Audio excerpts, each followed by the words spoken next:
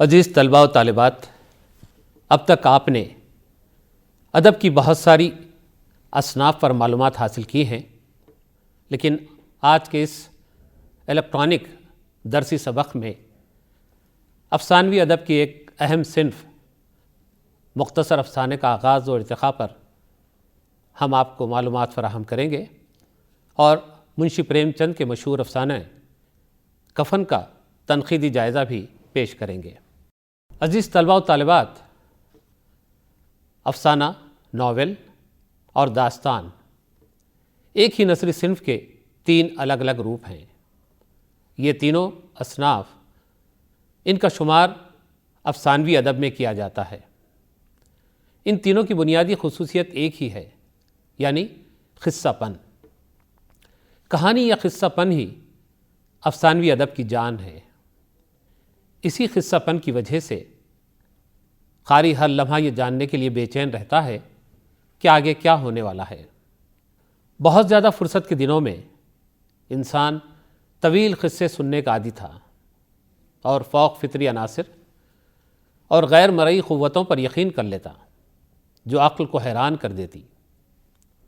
داستانوں میں کچھ ایسی چیزوں کی بھرمار ہوتی جو انسانوں کا دل بہلاتی، لیکن جب زمانے نے کروٹ بدلی، انسان کی مصروفیت بڑھ گئی اور غیر فطری باتوں اور غیر ضروری طوالت اسے کھٹکنے لگی، زندگی کی حقیقی واقعات کو وہ قصہ کہانیوں میں دیکھنا چاہتا تھا، تب ناول کا وجود عمل میں آیا۔ ناول پڑھنے کے لیے جب وہ وقت نہیں دے پا رہا تھا تو افسانے کا جنم ہوا۔ عزیز طلباء و طالبات، افسانہ مختصر ہوتا ہے، اسی لیے اس میں پوری زندگی پیش نہیں کی جا سکتی۔ اس میں زندگی کا کوئی ایک رخ اور کردار کے کسی ایک پہلو کو پیش کیا جاتا ہے۔ اب آئیے افسانے کی ابتدا کے بارے میں معلومات حاصل کر لیتے ہیں۔ مختصر افسانے کی ابتدا امریکہ میں ہوئی۔ واشنگٹن ارون نے مختصر افسانے کا پہلا نمونہ اسکیچ بک لکھ کر دیا۔ اس کا کہنا تھا کہ مختصر افسانے کو پڑھ کر قاری کے دل پر ایک خاص کیفیت گزر جاتی ہے اور یہی مختصر افسانے کی پہچان ہے۔ ایڈگر الن پو، ایک امریکی ادیب، کا کہنا ہے کہ افسانے کو ایک نشست میں ختم ہو جانا چاہیے۔ اس میں وحدت تاثر پائی جانی چاہیے، نیاپن اور جامعیت پائی جانی چاہیے، شروع سے آخر تک لہجے میں آہنگی رہنی چاہیے، پورے بیان کی بنیاد اصلیت پر ہونی چاہیے۔ ایڈگر الن پو کے بعد افسانہ نگاری کا چلن بڑھ گیا۔ مغرب و مشرق میں زیادہ تعداد میں افسانے لکھے جانے لگے۔ فرانس، روس، امریکہ اور انگلستان میں بڑے بڑے افسانہ نگار پیدا ہوئے۔ ڈکنس، اسٹورنس، اناتول فرانس، مارسل، پروست، چیخوف اور موپاساں قابل ذکر افسانہ نگار گزرے ہیں۔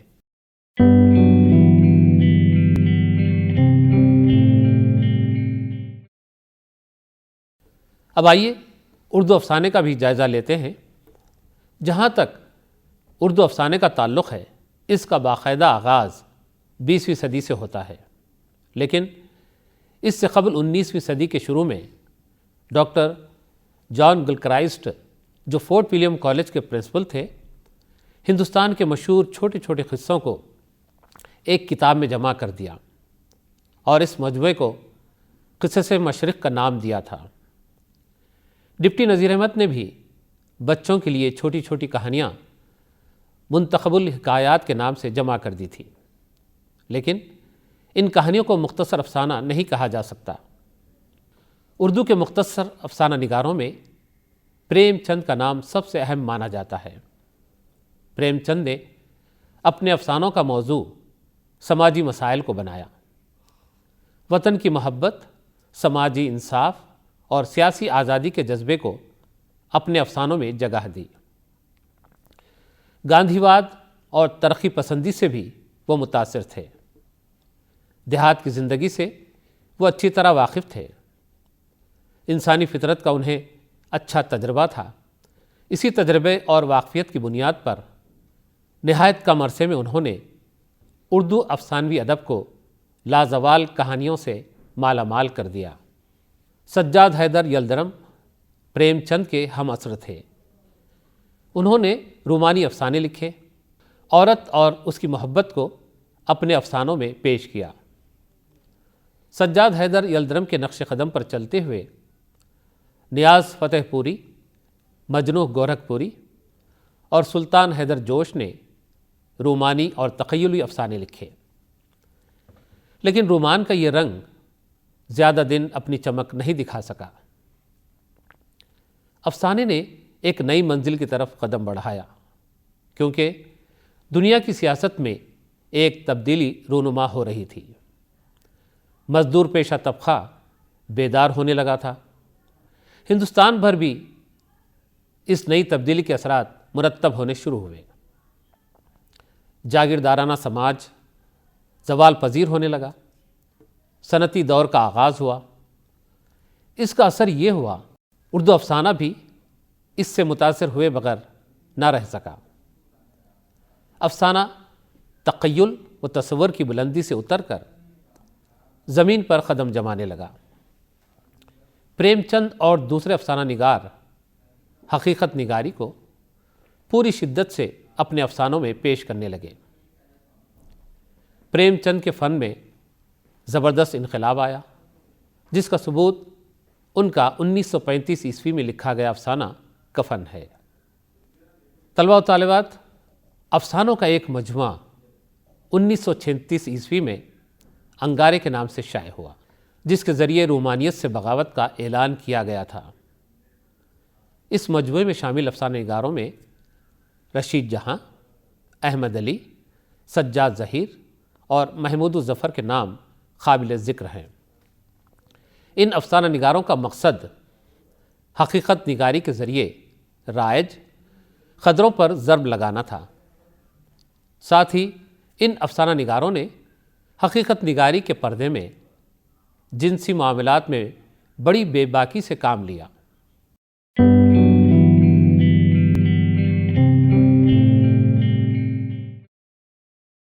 ترقی پسند تحریک کا آغاز 1936 عیسوی میں ہوا، اور اس تحریک کے ذریعے ادب کو زندگی سے قریب لانے کی کوشش کی گئی، جس کی وجہ سے افسانے کی مقصدیت میں نئی جان پڑ گئی۔ اسی دور میں روسی اور فرانسیسی افسانہ نگاروں سے واقفیت اور فرائڈ کے نظریات کے عام ہونے سے جنسی موضوعات پر بھی اردو افسانے لکھے جانے لگے۔ افسانہ نگاروں کی تعداد بڑھنے لگی۔ اس زمانے میں کرشن چندر، راجندر سنگھ بیدی، سعادت حسن منٹو، عصمت چغتائی، احمد نظیم قاسمی، حسن عسکری اور ممتاز مفتی نے اپنے افسانوں کے ذریعے بہت شہرت پائی۔ پھر قرۃ العین حیدر، انتظار حسین، ہاجرہ مسرور اور خدیجہ مستور کا دور آیا۔ اس دور میں افسانہ نگاروں کی تعداد میں اضافے کے ساتھ ساتھ افسانے میں نئے موضوعات داخل کیے جانے لگے۔ کرشن چندر کے موضوعات کی طرح ان کے قائرین کا دائرہ بھی بہت وسیع ہے۔ کرشن چندر کے افسانوں میں ہمیں رومانیت اور حقیقت نگاری کا امتزاج ملتا ہے، اور طنز و مزاح کی چاشنی بھی ملتی ہے۔ آزادی سے پہلے تحریر کیے گئے ان کے افسانے زندگی کے موڑ پر کالو بھنگی اور انّداتا کو بہت شہرت ملی۔ راجندر سنگھ بیدی اپنے افسانوں کے لیے گھریلو زندگی کے چھوٹے چھوٹے واقعات کا انتخاب کرتے ہیں۔ ان کے افسانے دانا و دام اور کوک جلی شہرت کے حامل ہیں۔ سعادت حسن منٹو نے اپنے افسانوں میں جنسیات کو زیادہ جگہ دی، جس کی مثال ٹھنڈا گوشت، موز ذیل، کالی شلوار، میرا نام رادھا ہے افسانے ہیں۔ اس کے علاوہ نیا قانون اور توبہ ٹیک سنگھ جنسی موضوعات سے ہٹ کر لکھے گئے ہیں۔ مسلمان گھرانوں کے لڑکے اور لڑکیوں کو عصمت چغتائی نے اپنے افسانوں کا موضوع بنایا۔ چوتھی کا جوڑا، چھوئی موئی، بھول بھلیاں، تل اور لحاف اسی موضوع پر لکھے گئے افسانے ہیں۔ حسن عسکری، ممتاز مفتی اور عزیز احمد نے بھی جنسی موضوعات پر لکھا۔ احمد نتیم قاسمی اور غلام عباس نے سماجی موضوعات اور پنجاب کی علاقائی زندگی پر افسانے لکھے۔ ملک کی تقسیم کے وقت جو بھیانک فسادات رونما ہوئے، اس سے متاثر ہو کر افسانہ نگاروں نے اس خونین حادثے کو مؤثر انداز میں اپنے افسانوں میں پیش کیا۔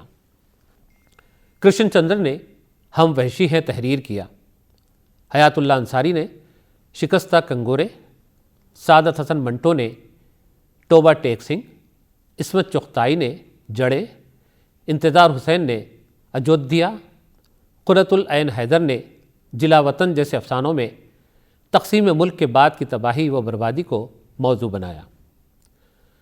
1950 کے بعد علامتی اور تجریدی افسانے کا وجود ہوا۔ تقسیم ملک کے بعد ابھرنے والے افسانہ نگاروں میں قاضی عبدالستار، غیاث احمد گدی، جوگیندر پال، اقبال متین، بلراج مین را، انور عظیم، اقبال مجید، سریندر پرکاش اور انور سجاد نے کافی شہرت حاصل کی۔ جدید افسانہ نگاروں نے افسانے کو معمہ بنا دیا اور فن کا پرانا تصور ختم کر دیا۔ وحدت تاثر کی شرط باقی نہ رہی اور ایک ابہام کی فضا غالب آ گئی۔ لیکن ایک بار پھر سے افسانہ زندگی سے قریب ہو رہا ہے اور قابل فہم ہوتا جا رہا ہے۔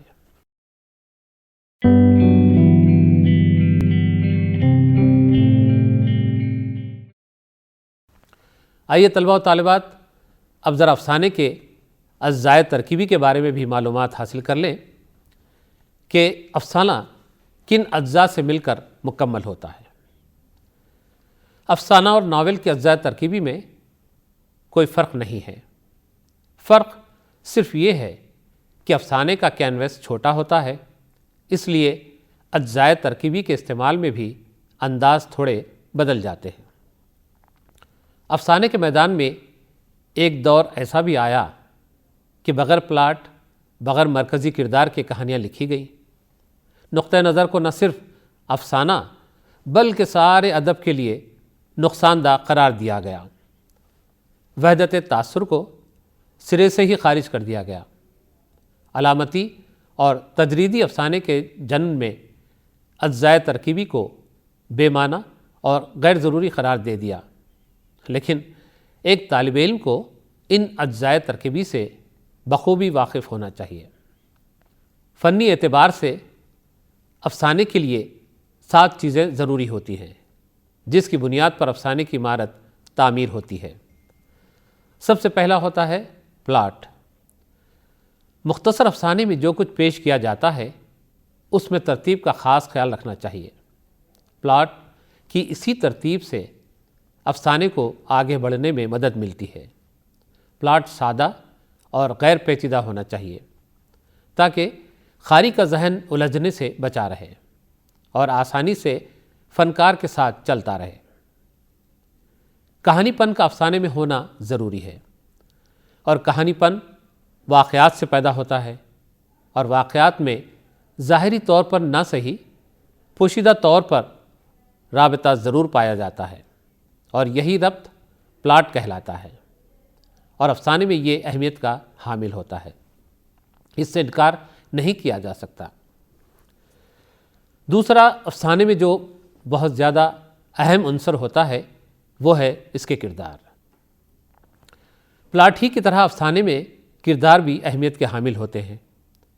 افسانے میں جو واقعات پیش آتے ہیں وہ کردار کے سہارے ہی پیش آتے ہیں۔ اسی لیے افسانے میں کردار نگاری کی بہت اہمیت ہوتی ہے۔ افسانے کا کینواس چونکہ چھوٹا ہوتا ہے، اسی لیے افسانہ نگار کردار کے تمام رخ پیش نہیں کر سکتا۔ وہ کسی ایک زاویے سے روشنی ڈال کر کردار کا کوئی اہم پہلو نمایاں کرتا ہے۔ کردار 2 طرح کے ہوتے ہیں، ایک جامد اور دوسرے محرک۔ جامد یعنی ایسے کردار جو ابتدا سے اختتام تک یکساں رہتے ہیں اور زندگی کا صرف ایک رخ پیش کرتے ہیں، مثلاً اچھے ہیں تو اچھے اور برے ہیں تو برے۔ لیکن محرک وہ ہوتے ہیں جو حالات کے ساتھ تبدیل ہوتے رہتے ہیں۔ یہ فطرت انسانی کا تقاضا بھی ہے۔ اسی کردار کو کامیاب کہا جا سکتا ہے جو دنیا کے حقیقی اور اصلی انسانوں جیسا ہو۔ کردار نگاری افسانے کی جان ہے۔ افسانہ نگار جتنا کامیاب کردار نگار ہوگا، انسانی نفسیات کو جتنا جاننے والا ہوگا، وہ اتنا ہی اچھا افسانہ پیش کر سکے گا۔ اب آئیے نقطہ نظر پر بات کر لیتے ہیں۔ نقطہ نظر بھی افسانے کا لازمی جز ہے۔ ہر فنکار کا اپنا کوئی خاص نقطہ نظر ہوتا ہے۔ مصنف حساس ہونے کے ساتھ ساتھ عام طور پر مطالعے اور مشاہدے کا بھی اعلیٰ ذوق رکھتا ہے، اور یہ ممکن نہیں کہ کسی معاملے میں اس کا اپنا کوئی نقطہ نظر نہ ہو۔ مثلاً بچھڑے ہوئے طبقے کی خراب و خستہ مالی حالت نے پریم چند کو رنج پہنچایا، اور انہوں نے اس خستہ حالی سے ملک اور عوام کو واقف کروانے کے لیے ایک لازوال افسانہ کفن لکھا۔ لیکن فنکار کو اس بات کا پورا خیال رکھنا چاہیے کہ نقطہ نظر افسانے میں زیادہ نمایاں نہ ہونے پائے۔ ماحول اور فضا۔ مختصر افسانے میں ماحول اور فضا کی بھی بڑی اہمیت ہوتی ہے۔ کہانی میں ماحول کی تصویر اس طرح کھینچی جاتی ہے کہ اس سے وہ فضا پیدا ہو جائے جو فنکار پیش کرنا چاہتا ہے۔ ضرورت کے مطابق افسانہ نگار غم، خوشی، حیرت، خوف یا اداسی کا ماحول پیدا کرتا ہے۔ سناٹا اور رات کی تاریکی سے خوف کی فضا پیدا ہوتی ہے، جبکہ گلستان، سبزہ زار، چاندنی رات سے مسرت و خوشی کا ماحول ظاہر ہوتا ہے۔ کہانی کی تعمیر میں فضا آفرینی کا بڑا دخل ہوتا ہے۔ یہ فضا کہانی کی تعمیر میں نہایت اہم کردار ادا کرتی ہے، اور افسانہ نگار اس طرف جتنی زیادہ توجہ دے گا اتنا ہی کامیاب کہلائے گا۔ دیکھیے، ایک اور اہم چیز افسانے میں اسلوب ہے۔ طرز نگارش یا اسلوب کسی بھی کہانی کی مقبولیت یا غیر مقبولیت میں بڑا اہم کردار ادا کرتا ہے۔ چونکہ افسانے کا کینوس بہت چھوٹا ہوتا ہے، اسی لیے افسانہ نگار کے لیے یہ بات ذہن نشین ہونی چاہیے کہ کم سے کم الفاظ میں زیادہ سے زیادہ بات کہہ دی جائے۔ افسانے کی زبان بہت شگفتہ اور دل نشین ہونی چاہیے تاکہ پڑھنے والا ابتدا سے اختتام تک پوری طرح متوجہ رہے۔ آغاز اور اختتام۔ کسی بھی افسانے کا آغاز اچھا ہوگا تو قاری پوری طرح متوجہ ہو جائے گا، اور اس میں یہ خواہش پیدا ہو جائے گی کہ آگے کیا ہونے والا ہے۔ اس کی یہ خواہش آخر تک باقی رہے، اور جب افسانہ ختم ہو تو اس کے دل پر ایک گہرا نقش چھوڑ جائے۔ وحدت تاثر۔ پوری کہانی سے دل پر کوئی ایک کیفیت پیدا ہو تو اسے وحدت تاثر کہتے ہیں، اور اسی وحدت تاثر کا افسانے میں پایا جانا بہت ضروری ہے۔ کہانی پڑھنے والے کے دل پر جو کیفیت گزرے اس میں بکھراؤ نہیں ہونا چاہیے۔ مثلاً ایسا نہیں ہونا چاہیے کہ کہانی کے ایک حصے سے دل پر خوشی و مسرت کی کیفیت پیدا ہو، اور دوسرے حصے سے خوف و ڈر پیدا ہو، اور تیسرے سے حیرت و استعجاب، بلکہ پوری کہانی سے دل پر کوئی ایک کیفیت پیدا ہونا چاہیے۔ یہی وحدت تاثر ہے۔